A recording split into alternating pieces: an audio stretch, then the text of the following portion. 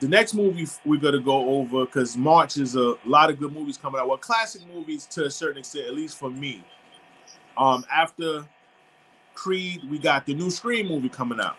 Now, the first Scream movie came out in '96. I was 16. I remember watching this with me and my friends in high school. We was at our homegirl crib. This is when bootleg movies was popping. This is the bootleg era. So she had the bootleg a Scream, and we watched it in her crib. I seen all the Scream movies. A lot of them are corny, yes. I like the first Scream. The first Scream to me was good. Part 2 wasn't bad when she went to college. Part 3 was kind of corny when they incorporated the movie shit when she had a stepbrother. That was corny. Then they did another one after that when Sydney was a little bit older. That was okay. The one they did last year, I ain't go front. There's a lot of new characters in it. Shorty from, I don't know if you watched the show Wednesday on Netflix. I didn't finish watching it. Well, Wednesday, she's in Scream. She was in the first one. She was in last year's, in the 2022 one. There's a lot of characters that are introducing, like these new actors and actresses. Some of them are corny, and a few of them I've seen in other movies. But the violence in that movie, like how does the what they call, what's his name? The Ghostface character, his name is Ghostface. How they're killing, he's just destroying people. But Sydney is not going to be in the one that's going to be in New York that's coming out. So I'm just trying to see how they're going to incorporate the New York aspect. You see how they got the train scene? Can you imagine being on a train and the shit stopping the tunnel and it's dark and the lights flickering? You see mad people in Scream masks. Like that has to be like crazy. You know what I'm saying? So I think for nostalgic eras, for the people that like the Scream franchise, for them to put it in New York, that's a big thing because this was taking place in California. All the other movies, there was never no connection to New York, so that's going to be dope. And this is the girl come because there was the Nazi. Wasn't the Noxzema girl in there? In Scream? Yeah, but she got killed. She got killed in the first one. That was Sydney's friend. No. I'm sorry. No. The Noxzema girl was from whatchamacallit, Urban Legends. That's the Noxzema girl. She was from the movie Urban Legends. So maybe I'm confusing Noxzema with Nev Campbell. You talking about the chick? Nev Campbell. Huh? Nev Campbell is the star. No, that's not the Noxzema girl. Right. Oh, okay. The Noxzema girl is from that Heavy D video, I Got Nothing But Love For You. And she was in the movie Urban Legends that came out, I think, 99. Okay. The Scream is like... Or 97, one of them shits. It came out at the time where, like, that's the late 90s. 96. And everything... It was all about mid to late 90s. It was all about like this need for like horror movies, like Blair Witch Project. Like there was a whole genre created for that era. Not that it was a need. Remember, we grew up in the slasher era. We grew up watching Freddy, Jason, those type of movies. What they was doing was they was making it updated. Like and Blair Witch incorporated first person perspective with the camera. Remember, it was a camera. Like we were seeing someone's camera showing other people. We've never seen stuff like that to the full extent of a whole movie. The Scream was just picking up from where it started in the 80s with Jason, Michael Myers, Texas Chainsaw Massacre, Sleepaway Camp, all that stuff. You're just pulling from that. Well, remember, Wes Craven was behind that. Wes Craven was behind Scream. I didn't even know that. Yeah, Wes Craven was behind Scream. That Wes Craven, and you know what he's known for? He's known for horror movies. Mm-hmm. I don't know if he's still producing them now, but I know the first Scream, Wes Craven was behind it, I believe. And you know, he's a legend in horror. Scream movies.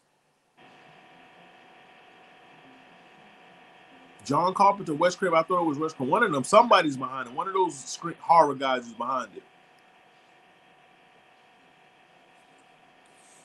Which movies did Scream movies did Wes Craven write? 94? No, 96, 97.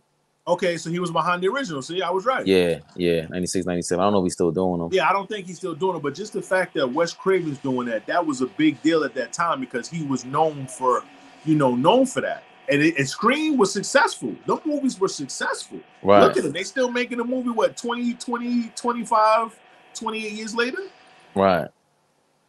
I was looking at the budget for Blair Witch Project, and I remember them saying that it wasn't much. It wasn't a big budget. Right. I said it was 60,000 or 200,000. There's two different numbers here. and the Blair Witch Project will go on to earn 248 million. Yeah. And it's widely regarded as the most profitable low budget film of all time. That changes the game. And this is pre-internet, really. I mean, it was right around the time of internet, but not this handheld internet. We got smartphone internet going on. That was like the AOL era. That was the AOL dial-up era. You know what I'm saying? So for Scream to be still able as a franchise to come out damn near 20-something, 30 years later, now that I'm an adult. Remember, the first one came out, I was 16. I'm 42 now, so that's a long time. So that means that the following is still there for them to say, yo, because this is not going to Netflix. This is going in the theaters. So that must mean that they think, okay, we're going to put some seat, we're going to fill the seats up. According to this, Scream, and they came out, Scream, the first one came out December 96, Scream 2 was December 97. The first one made 173 million worldwide. The second one made 172 million worldwide. The third one is in 2000, made 161. The fourth one was in April 2011, 95 million. And then there was one last year. Yeah, the 2022 one. Yeah. That made 138 million. So they've grossed close to what, $600 million as a franchise? Almost a billion, almost 3/4 billion, 742 million. You know what I'm saying? So, that's pretty good. Yeah, especially if the production budget is 15 million, 24 million, 40, and 24 million. And so you flipped it. They're also introducing the kids that haven't seen the past movies. Kids wasn't around. Kids that's 25 wasn't old enough to watch it in 96, 97. You know what I'm saying? So now you can either go back and be nostalgic about it, or you can say, oh, we could go forward from 2022. Because remember, the special effects going to be different. The violence going to be different. You incorporate New York City, the train station, the big city. Kind of like when Jason came to Manhattan back in 1988 with Jason Takes Manhattan. That was the first time we saw a movie as far as horror being based in New York. People forget about that. Jason Takes Manhattan came out in 1988.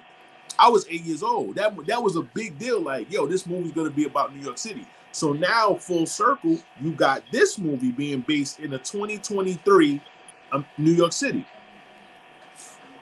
Damn. Well, you seem excited.